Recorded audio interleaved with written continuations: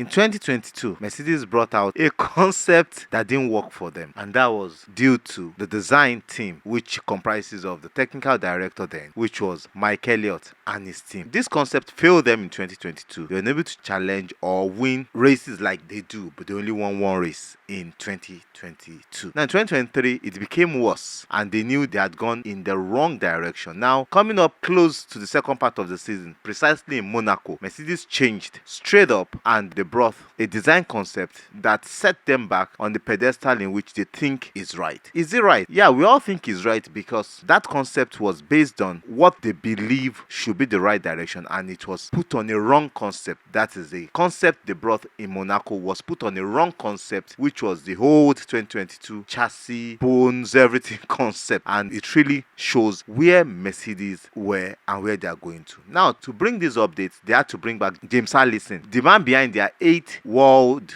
Constructors Championship and Lewis Hamilton's 8th World Constructors Championship and the Mercedes success in the past. They had to bring him back so that they can go right back to the right pedestal in which they believe they should have craved it. Now, him coming back, they started getting the right performance, and they started looking into a 2024 car, which will be a W15. And this 2023 specification or specimen B car in which they brought was not just a design concept, but it was a learning curve for them to go back to 2024 and see how they can go back to the winning ways. Now, with James Allison coming back and being demoted, not promoted, was demoted back to technical director, and Mike Elliott promoted back to James Elliott's position, we saw that Mike Elliott at the end of the season had to walk away from the team because he felt he was no more needed and there's nothing he's really bringing to the team. And if this had happened, what do you think James Allison should do? He had to commit his full lifetime to Mercedes in design. Like Andre Newey had worked to so many teams. Now he's so much committed to Red Bull,